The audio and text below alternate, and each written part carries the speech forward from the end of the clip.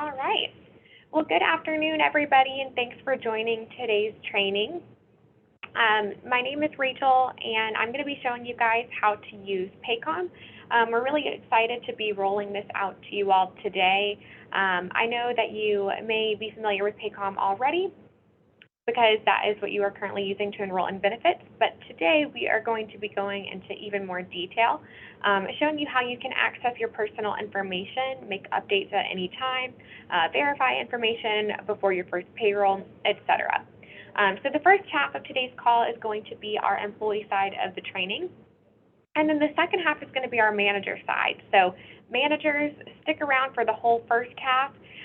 We will want you on the employee side of the training since you'll have access to that portion as well for yourself. And then about halfway through, employees can get back to work, and managers, you'll stick around for the second half where we'll cover the manager training. So that being said, I am going to go ahead and dive in here. You should be able to see my screen. I am here just at paycom.com. And then I am going to just hover over login here, and I'm going to select client. Just before I do that, though, did want to point out as well that if you are not familiar with it, we do also offer a fully functional app. It's completely free. You just download it through your app store, and then you can access Paycom, both the employee side and the manager side, directly on your phone. So it can make life a little easier for you if you want to go ahead and do that. I will be showing you the desktop version today, though, so I am just going to go into my employee side login, and you'll see my credentials here are defaulting. I'm going to clear those out. And then this is where you'll put your username, password, and the last 4 digits of your Social Security number. Your username is an alphanumeric code that starts with a 0. I always like to point that out because it is a 0 and not the letter O. I know that can be a little confusing, but the first character is a 0.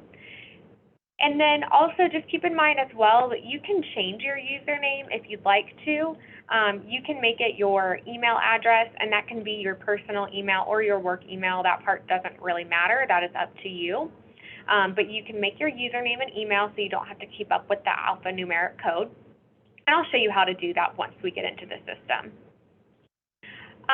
Going down below, you'll enter your password. You should have a temporary password.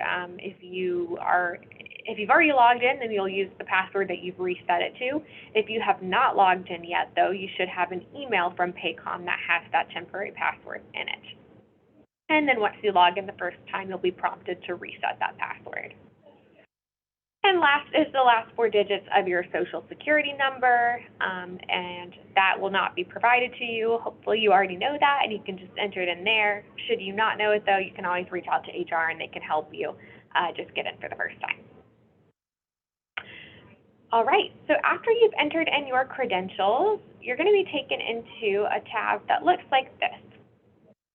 So from here, this is the home page of Paycom. If we look just at the center there, I've got some tiles indicating the different modules of the system. And then up in the toolbar here, but the very top, I've got those same module names. So you can access anything in the system from either the tiles or the toolbar. It's just 2 different ways of accessing the same information, with the one key difference being that the tiles are here on just the home page, where the toolbar is accessible on any page. Moving over to the right, we've also got a couple icons on there that we're going to take a look at. So first one is just our bell icon.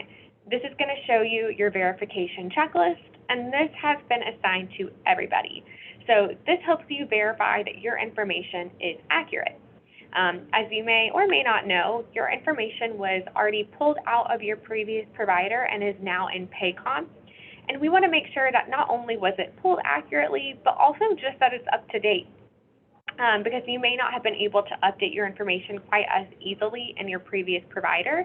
But in Paycom, it's going to be really easy and seamless. So we want to make sure that we have the most up-to-date information here for you prior to that first payroll.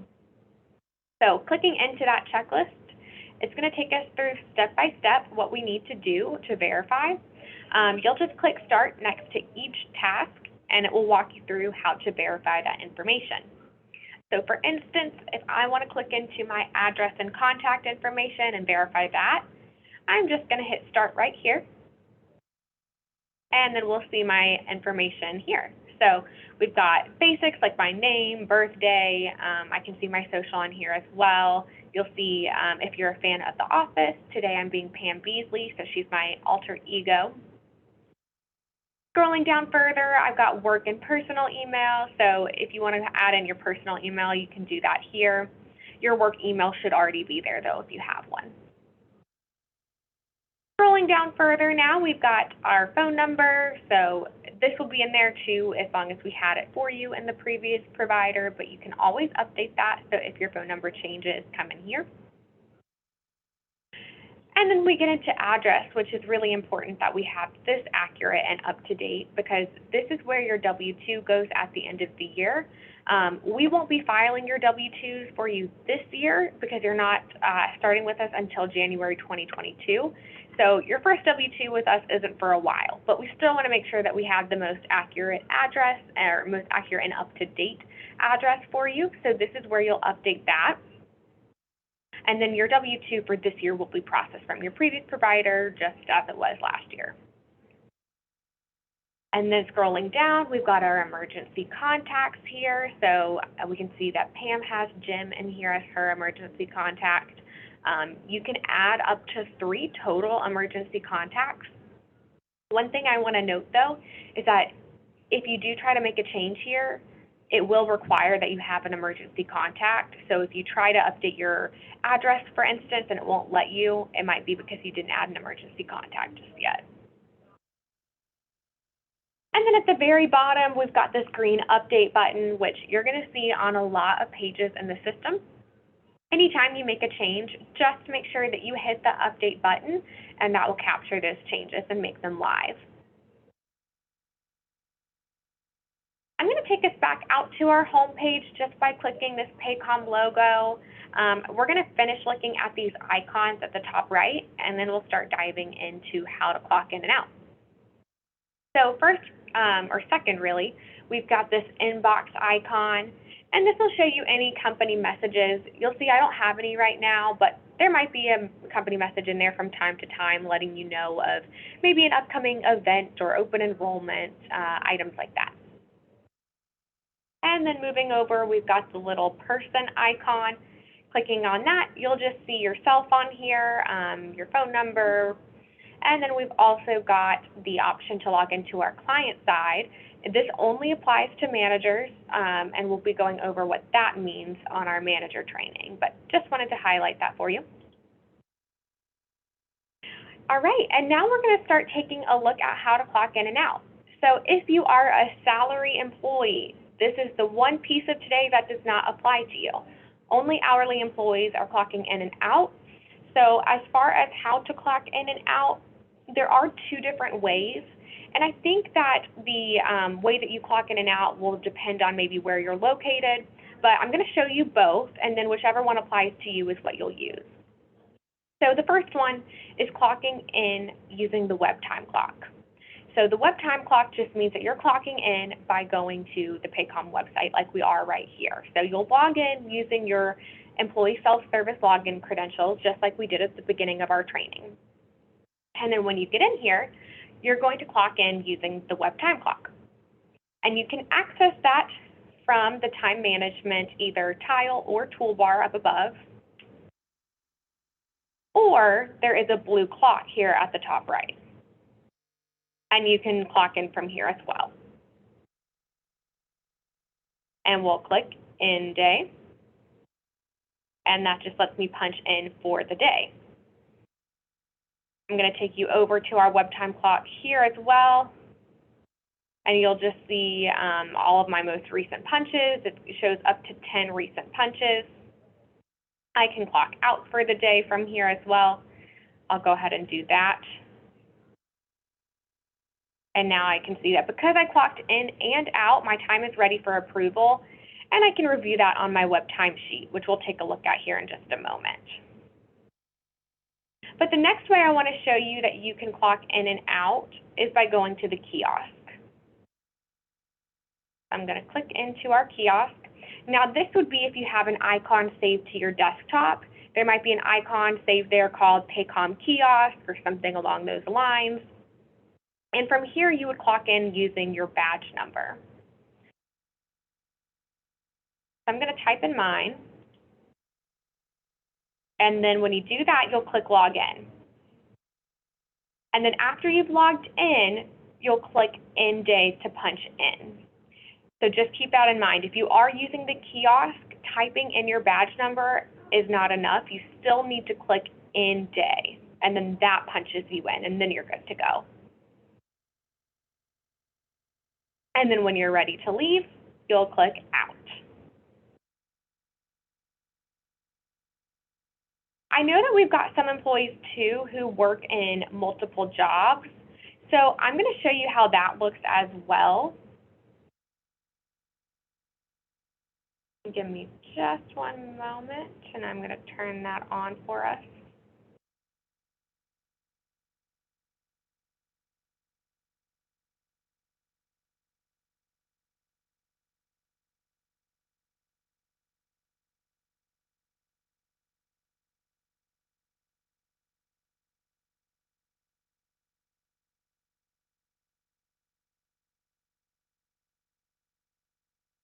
Sorry, my computer's being a little slow.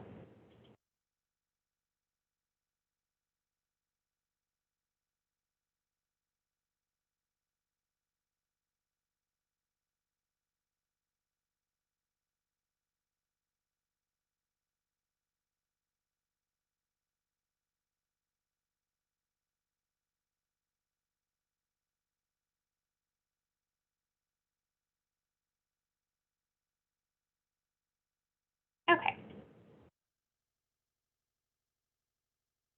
All right, so now you'll see when I'm on my time clock that I have the job code to select from. Now, like I mentioned, this will not apply to everybody. Oh, sorry, it looks like my screen share is still paused. There we go. Okay, so you should see this now. It says job code. So if I click this drop down, I have my options. My jobs will look different from yours since I'm using a demo system, but this is where you'd be able to select that job. If you maybe are a hostess one day and a server the next, then you can select the correct job for what you're clocking into. Like I mentioned, though, this does not apply to everybody. If it does, you know who you are. Select your appropriate job. So I'm just going to select this C-Store Manager and then clock in day. We have a question, is this available on the kiosk as well? That's a good question. Yes, it is. Let me pull that up too.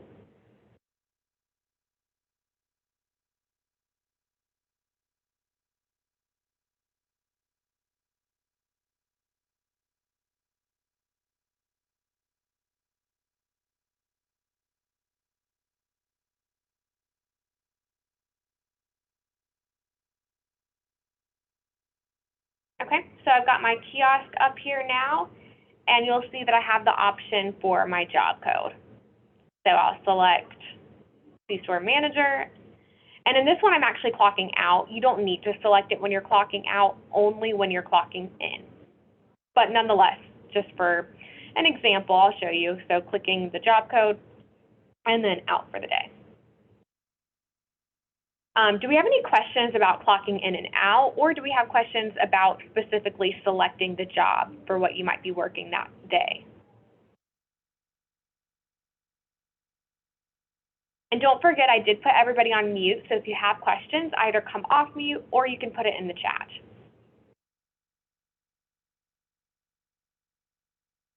Okay, I don't see any questions coming through, so I'm just going to go right back out into employee self-service. So I'm back in this web time clock. But the next thing I want to take a look at is our web time sheet. So like I showed you earlier, we've got our recent punches here on the right. And this shows your 10 most recent punches, but it's not necessarily the prettiest view, and you might want to see even more than your last 10 punches. So if that's the case, you'll go into Time Management and Web Time Sheet Read Only. From here, I can see all of my most recent punches, well, really all the punches from this pay period. And you'll notice that I have a few question marks on here. And what these question marks indicate for me is a missing punch.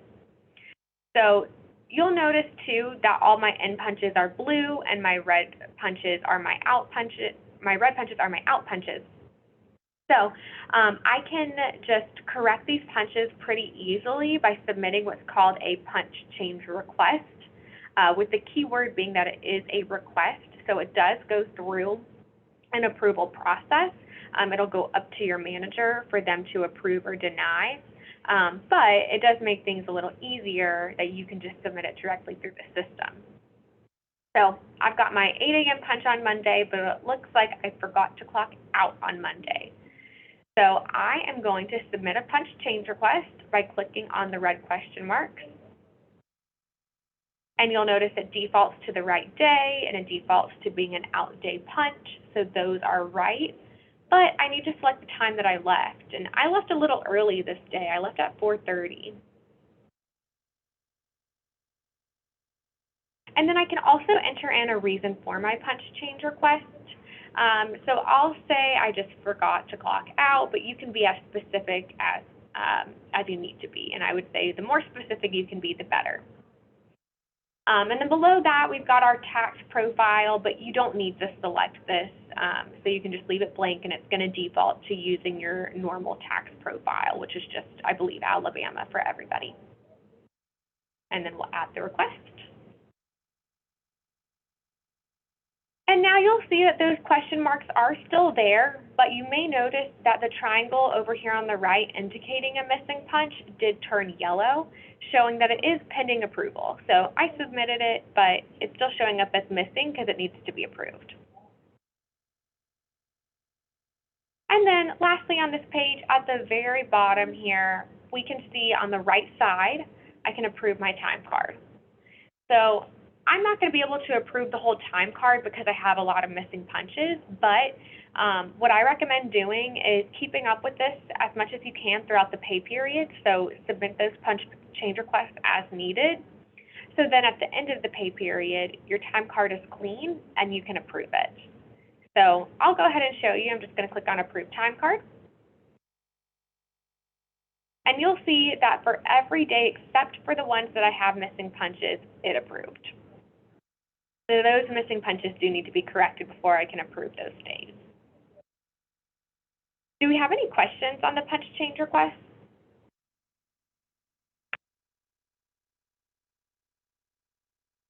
Or even approving time cards, anything like that?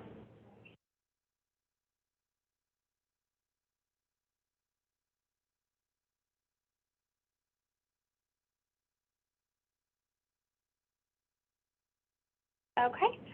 If there's not any questions, then we'll move on to time off requests. So this is everybody's favorite part. I know everybody works hard, wants to take some time off, so we're going to go into our time off requests and click on Request Time Off.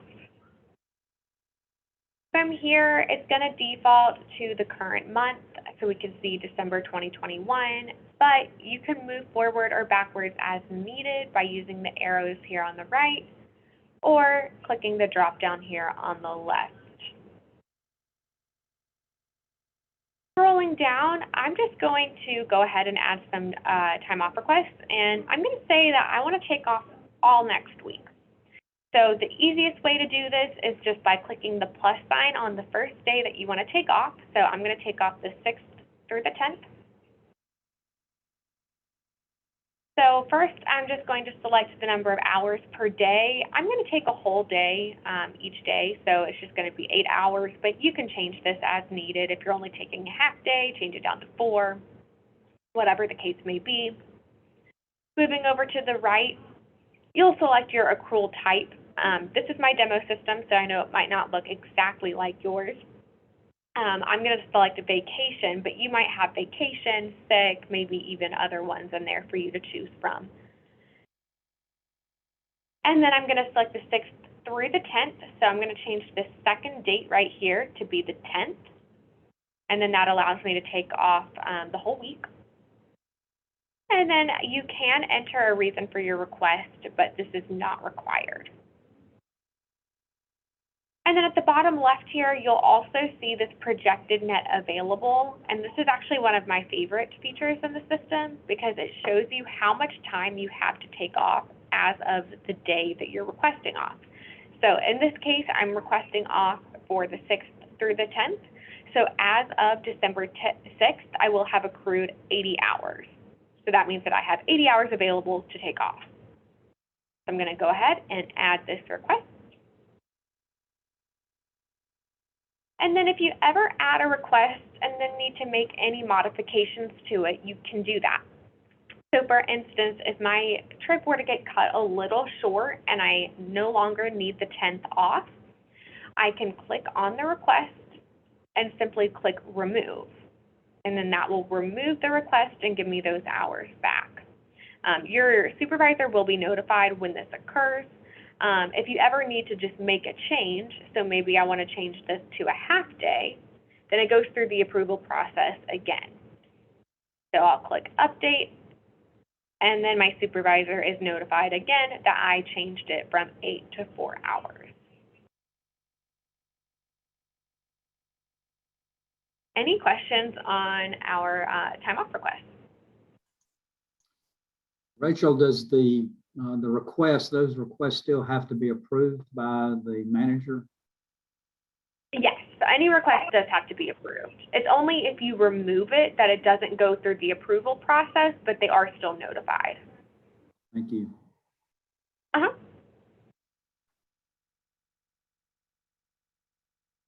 Okay. Moving on, up at the top, we've got our information toolbar, and this is going to take us into our personal information.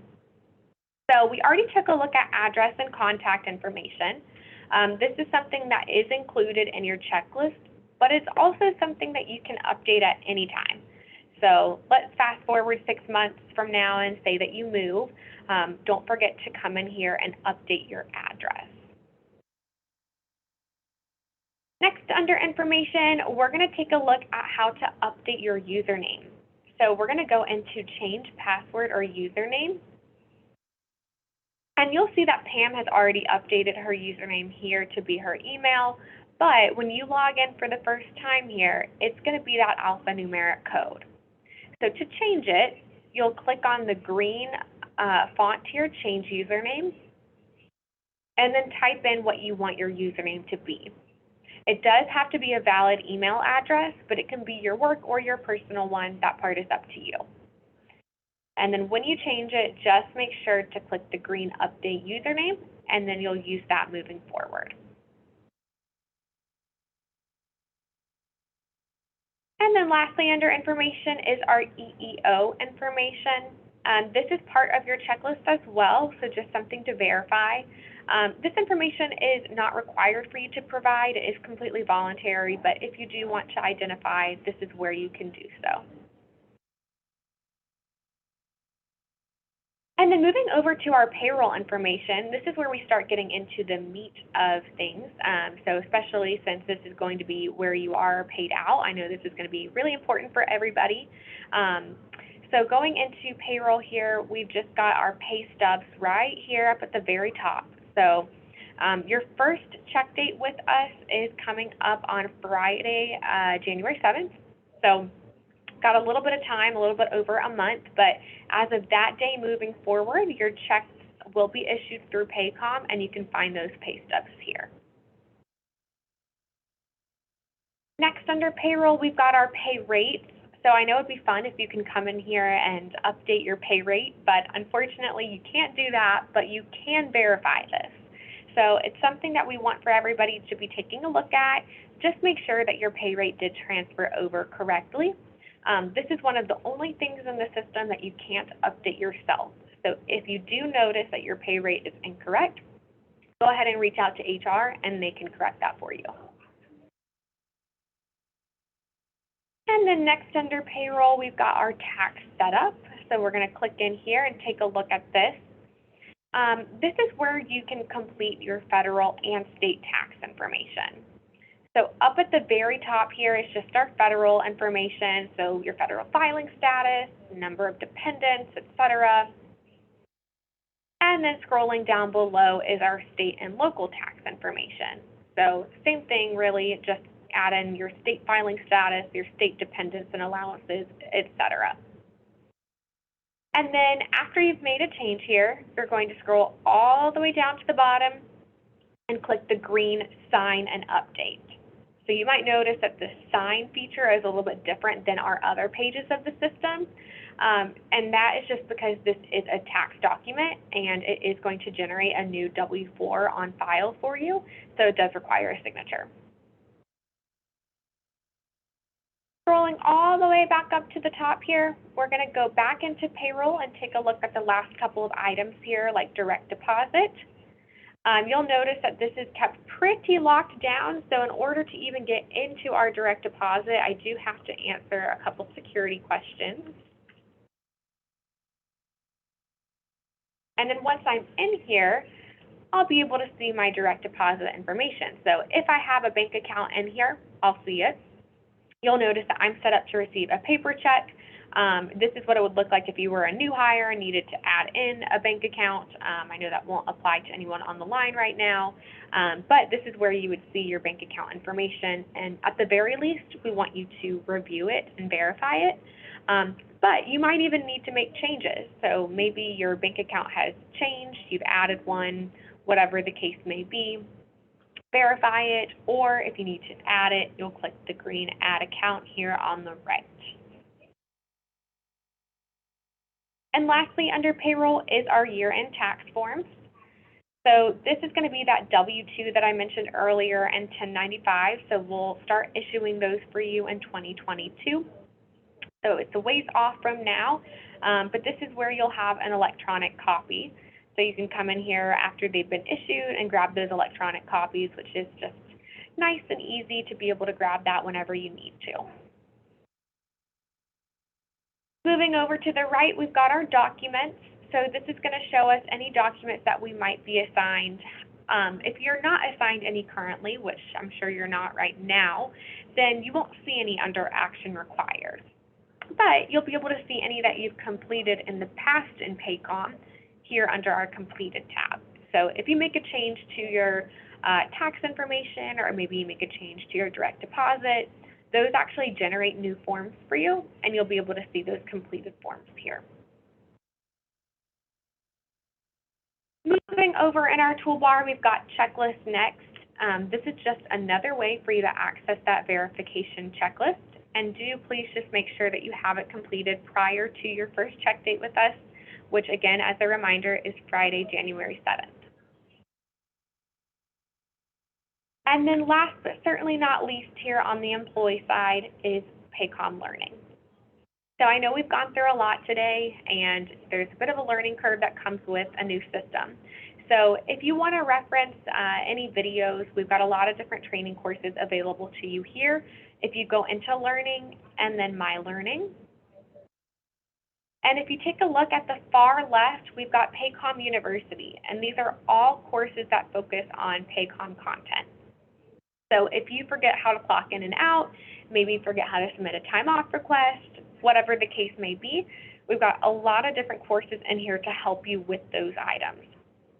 If you don't know where to look, you can always just type in a keyword here, and the corresponding course will appear. So I know we've gone through a lot today. We're going to go into our manager portion next, but before we do, I do want to pause real quick here. Reminder that you are on mute, so please come off mute if you have any questions, or feel free to throw your question in the chat. So I'll give you a few minutes to ask any questions that you may have.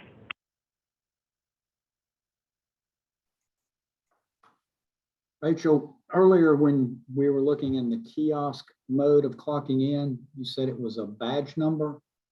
Can you tell me what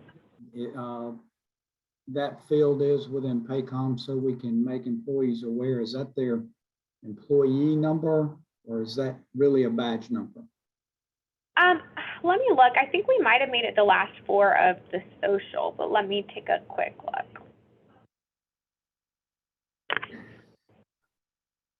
Yeah, it doesn't actually look like it's the last four of the social like I thought it was. It appears to be the number that was used previously, I think. Was there a badge number that might have been used in your old system? It is their clock number today, so they should Okay. be able to use the same clock number that they are using on Charter for that login. Great, Yep, that's what it's looking like to me. thank you.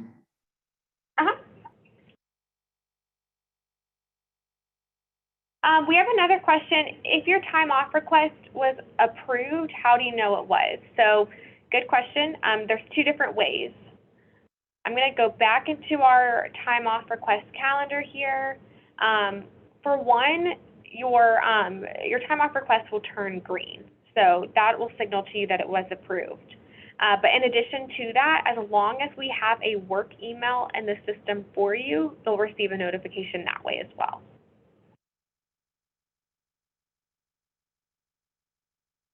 Any other questions?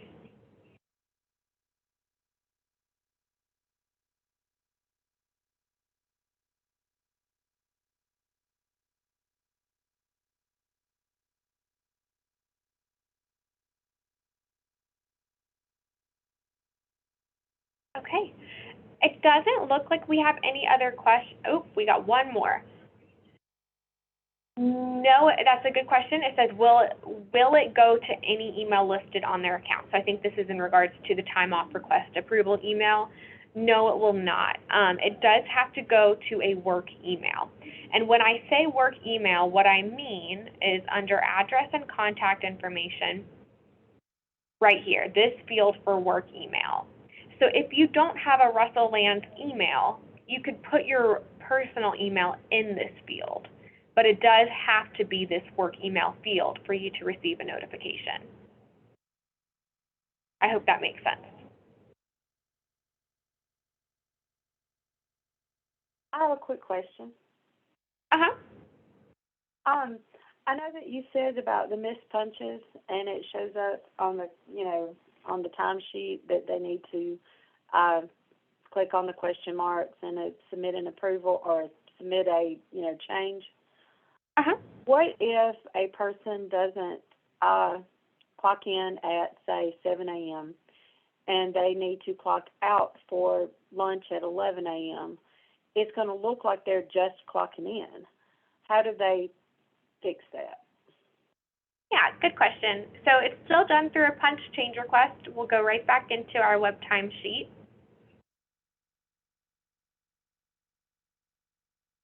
There we go.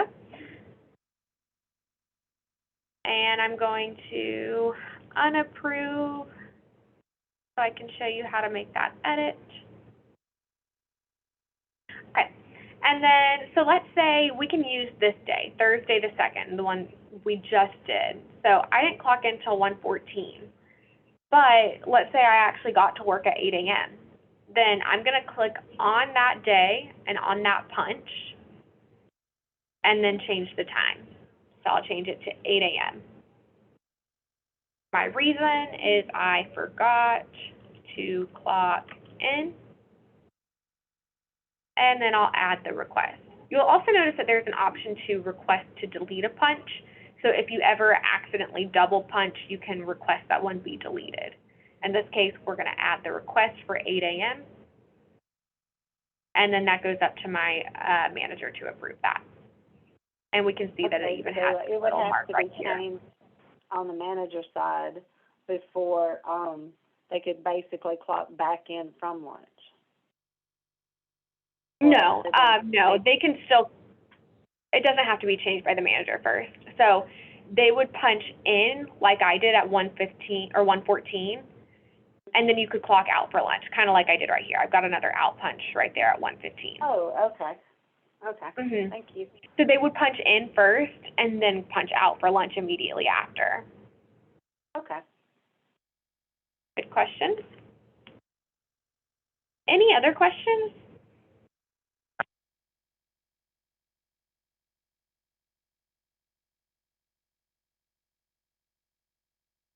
All right, then I think we're going to go ahead and dive into the manager side.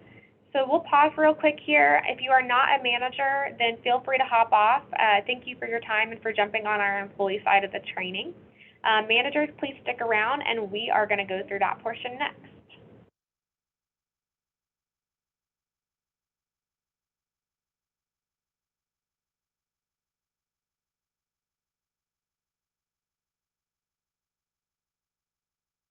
Okay, so I am just at paycom.com again, and this time we're going to log in just a little bit differently. So I'm going to go into our login button and then click on Client. So the client side is where you get into your manager side of the system. So a little different if you're trying to submit a time off request for yourself, you're going to log in as an employee. If you're trying to approve a time off request for an employee, you'll go into the manager side, which is the client access. So I'm logging into my demo system. I know I mentioned this earlier, but I do use a demo system to make sure I don't show any sensitive employee data. It's all going to be mock data that I'm showing you. Your client code, just in case you do not already have it, is 0. Again, that's a 0, not an O, so 0UT47. If you have not already been sent that via email, you will be shortly. Your username will be sent to you via email as well, and so will your temporary password. So after you log in the first time, it's going to prompt you to change your password just like it does on the employee side. And then logging in here, we are at the home page of Paycom, and let's see. My access looks a little like it's a little too much. Give me just a second, and I'm going to change this back.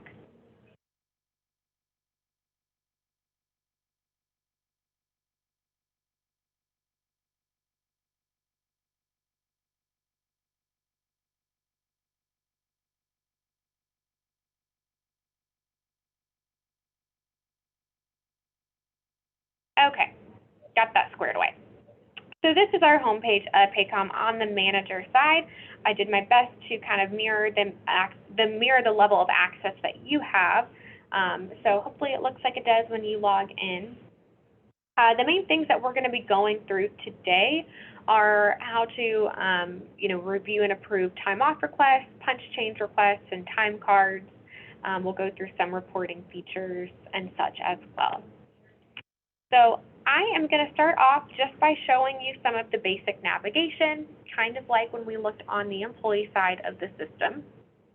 So here in the center, we've got these tiles again, and then up in the top green toolbar, we've got the modules listed out as well. So we can access either one through the tiles or the toolbar. Moving over to the right, you'll also see that we've got this ESS login button. And this is how you can get into your employee side of the system. So when I say that, I mean this is how you can access your portal with your information. So if you need to submit a time off request or you want to update your address, you'll click ESS login, and it will take you into your employee self-service side of the system. So this is where I can request my time off, update my address, clock in if I'm an hourly employee. And then to get back over to my manager side, I'm going to click on the person icon, and then we'll see this client side login that we saw earlier. And we'll click that, and it takes us right back over into the manager side.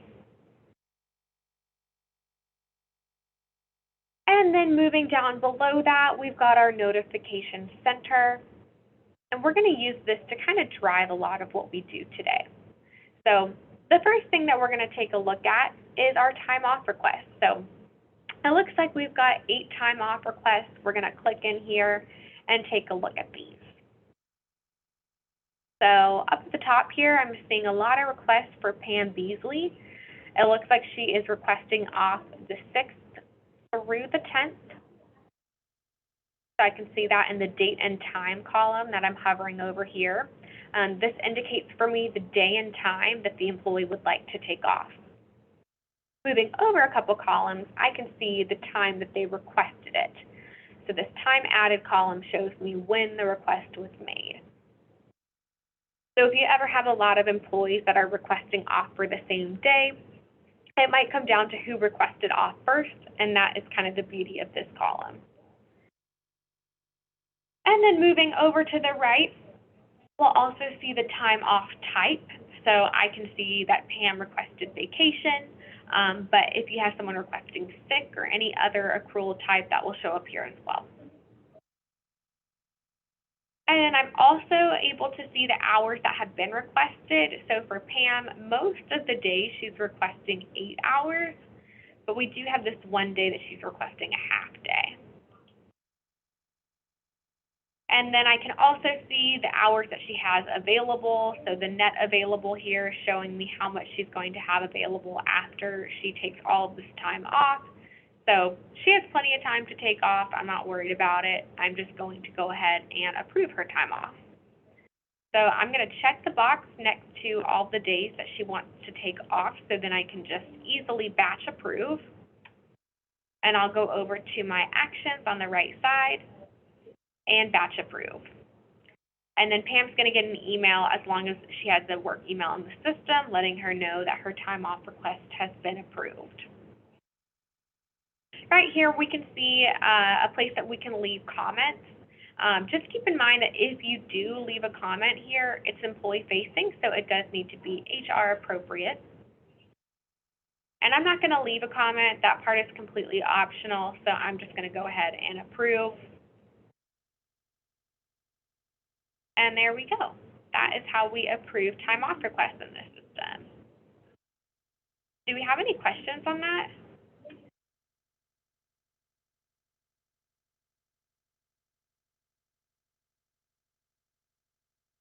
Okay. All right, well then I'm going to take us back out to that home page again, and we're going to go into that notification center. And the next thing that we're going to take a look at is our punch change requests. So these are those requests that the employee makes if they maybe forget to punch in or out. And we're just going to take a look at Pam's request. So we're going to bring her up to the top. And she's got a couple different requests. So usually what I find to be the easiest way to view a punch change request is just by clicking the edit icon here, this little pencil. And to me, it just shows it in a little bit more of a clearer view. So in this case, I can see that Pam is requesting an out day punch for 11/22. And then the time is 4:30 p.m. And her reason is that she forgot to clock, she forgot to put a word as well, but I think she meant to say she forgot to clock out. And we're going to say, yes, I can vouch for Pam. She did leave at 4:30 that day, so I will update and approve. And then that is going to update the time card for her. Now, the next one for her is a little different because she has an existing punch as well. So you'll see that. We've got her current punch on here for 1:14 p.m. and her requested punch is for 8 a.m. So again, I'm just going to click on this pencil icon. Shows it to me in a little bit of a prettier view. I can see the end day punch and then what she's requesting that it be changed to. And again, I can vouch for Pam and say I know that she did come in at 8 a.m. She just forgot to clock in. So we will update and approve.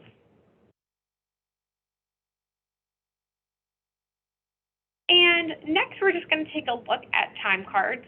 In addition to approving time off requests and punch change requests, you'll also need to approve time cards. So we're going to go into time management and then click into time card search. From here, I like to just look at my hourly employees. So where it says select pay class, I'm going to click into multiple and change it to just my hourly employees. And then I also always check the box to display totals and approvals because it allows me to view the pay period. And then you'll refresh. So this is going to make sure it shows me the hours just for this pay period. Now you'll also see below that I have it set to include my borrowed employees. This won't apply to every manager, but if you ever have employees who maybe might work a shift for you but are not actually your direct report, then this will allow you to see their time. If you only want to see the people who actually directly report to you, you could uncheck that box and you won't see those people who might just on occasion be working for you. All right, so from here I can see all of my employees, all of my active hourly employees rather. I can see their total hours. This total hours column here includes regular, overtime, vacation, sick, you name it. It's a total of all hours. And then we've also got a column moving over to the right here, which indicates just overtime hours. The next column over is particularly helpful because it shows you any missing punches. So I'm going to double click on that and it will bring all of my missing punches to the top. So Pam Beasley, she's still my problem child. She's got 2 missing punches. So we're going to click into Pam, take a look at what's going on for her. So her 2 missing punches are the ones that are currently have question marks. You'll notice that there are some punches that have a green check mark by them, and that just means that this was added by using a punch change request. So that indication there lets you know that. But we've also got a couple days where she still has not submitted a punch change request. So I'm not ready to approve her time card just yet. I need her to correct that. So I'm going to go back out to time card search. I'm going to refresh it real quick. And then I can send a reminder to Pam. She'll receive a daily reminder as well, just automatically from the system, but you can also send a reminder yourself by checking the box next to her name. And then you'll go to Actions, and then send email notification. And then you'll select who you want to be notified, which is the employee. Preview. Oh, and Pam does not have an email in there, so it's not letting me send it for her. But you'd be able to send it out that way instead of having to X out of it. It would just allow you to send that email.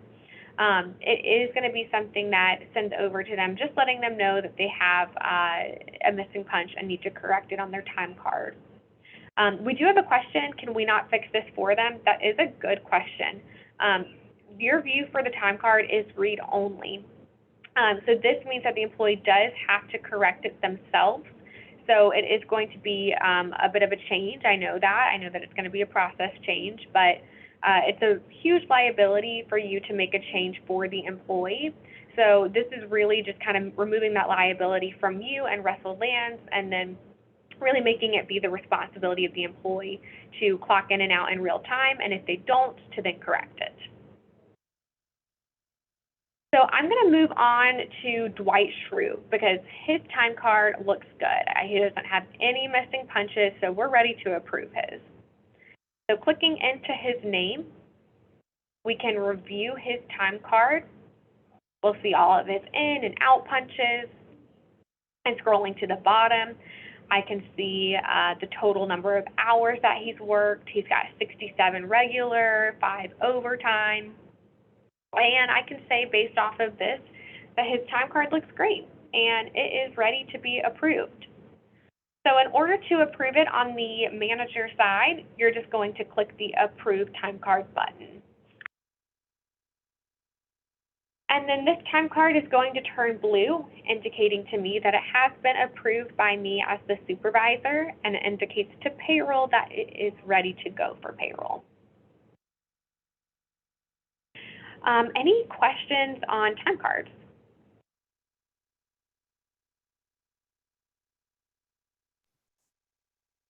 Do time cards have to be approved one at a time, or is that something that if you see and all employees and it looks right, can that be approved as a batch? Best practice is to do it individually. However, you can do it in batch. I don't know that I have that turned on in my demo system. We can take a look.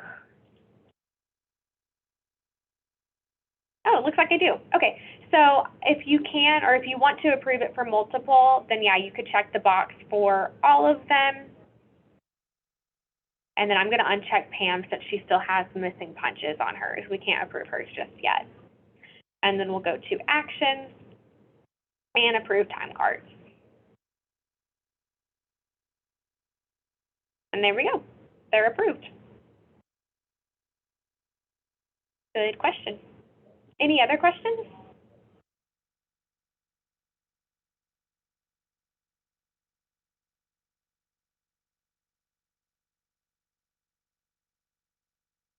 We have a question, does the store manager approve the time cards?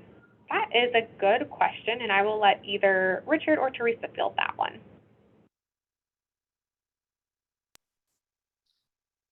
Whoever is approving the cards today will continue to be the ones that approve the cards.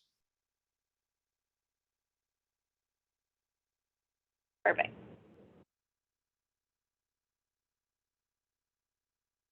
All right. Feel free to continue any questions that you might have. But in the meantime, we're going to move on to our next portion. Richard, do the managers on the call right now need to see personnel action forms?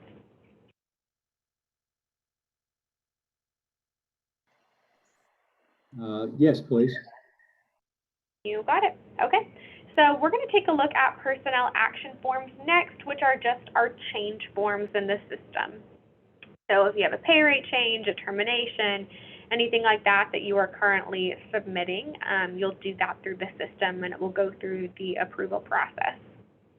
So we're going to go up to Talent Management and click into our personnel action forms.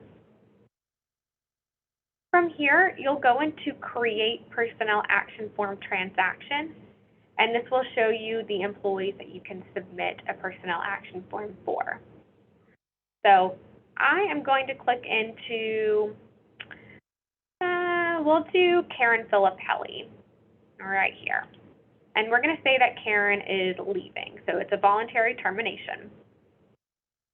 I'm going to click from the drop-down here, my action type, and hers is going to be a termination. And my reason is a voluntary termination. And then I'll enter in the effective date. So I'll say that her termination is effective next Monday.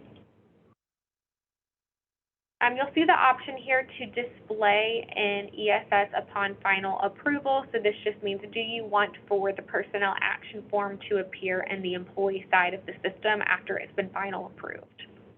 In this case, I don't want it to.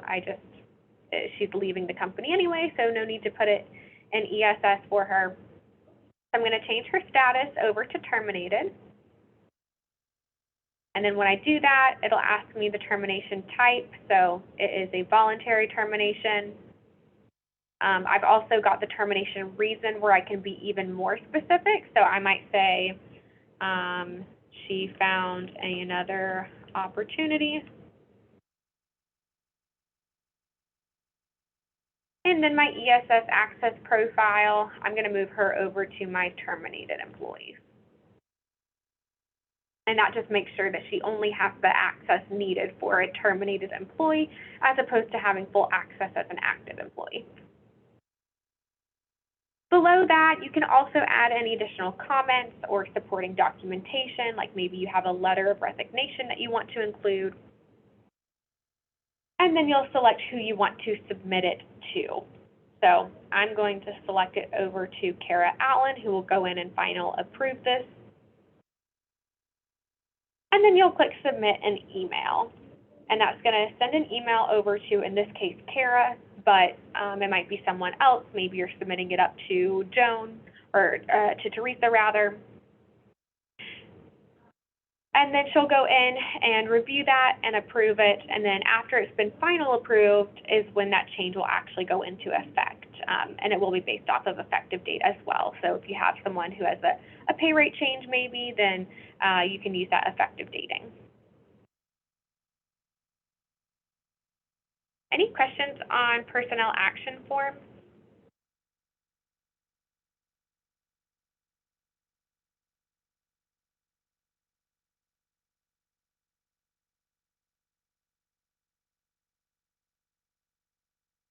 Well, looks like we have another question unrelated to personnel action forms, but it's back under time management. So is there a way that a manager can see who is clocked in and who is not clocked in?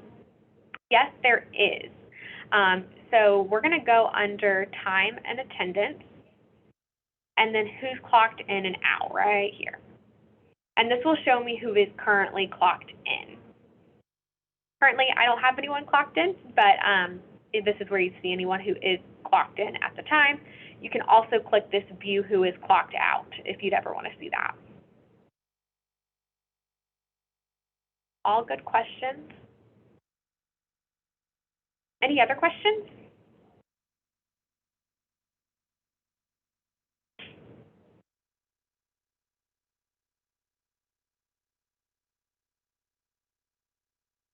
All right.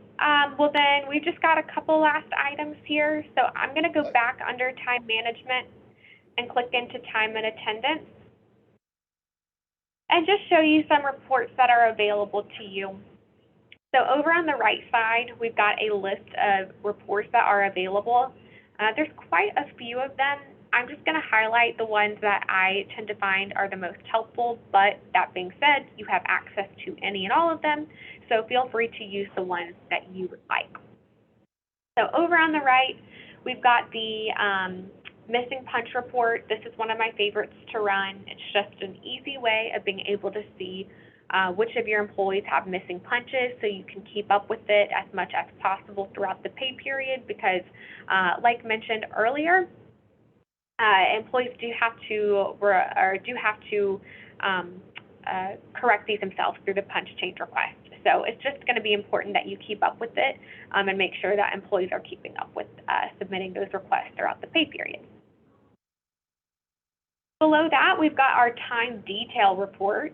So this is going to show you the time cards just exported into report format. So instead of clicking through time card by time card, this time detail report might be helpful for you. And then scrolling down further, we've also got our time card approval report. So this is just an easy way to see who has or has not approved their time card for the pay period. And then lastly, our total hours summary report. This is going to give you a breakdown of the hours for employees. It'll show them individually and show how many hours they've worked and at what pay code. So for instance, you might have 40 hours of regular and 8 hours of vacation. So those are the ones that I wanted to highlight to you, but like I mentioned, you can use any and all of these. Feel free to hover over them. They give you a brief description of what the report's function is, so then you have a good idea of what the report's purpose may be. And then last, but certainly not least, is our help menu. So I know we've gone through quite a bit today, and there's a lot of information and a lot of things that you can do in the system. So to learn a little bit more about it or to help answer questions as you go, feel free to utilize this help menu that is available right here on the right side. We're going to click on where it says help, and it takes me into our full help menu. Up at the top, we've got information on any recent product updates. Scrolling down, we've got the Show Me How guides, and this is really going to be the most helpful piece for you. So these Show Me How guides are quick help guides for how to do certain things in the system. So for instance, how to submit a time off request. You'll go into time off requests and then resources, and then there are resources for both you as the manager and for your employees. So we can see how to submit a request, and then also how to review a request. So if you have employees who maybe weren't able to join today's training and you want to help them out, you can come in here and grab these resources and make them available to them. They'll also have this recorded training, but just keep in mind that these Show Me How guides are going to be really helpful as well and do cover both the employee and the manager side of the system. Scrolling down further, we have our Paycom user manuals. These are really detailed, and I find that they can sometimes be a little too detailed for the manager side of the system. They're really more geared towards our full access admin users. But that being said, they are still here and they are available to you. But I do think that the Show Me How guides will probably be a little bit more up your alley. And then last, just over on the left side here, we've got our keyword search. So if you're looking for something in particular, and maybe you're not quite sure if it's going to fall under a Show Me How guide or a manual, you can type in a keyword, and then the corresponding course, or not courses, the corresponding content will appear there for you. All right. I know we've gone through a lot, but I want to pause again and just see if there are any other questions on anything here on the manager side of the system.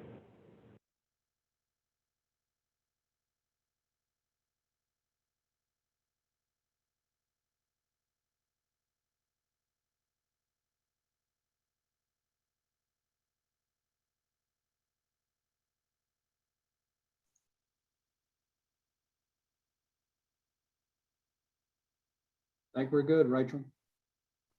Awesome. Okay. Well, thanks everybody for joining today's training, and I hope you have a great rest of your day.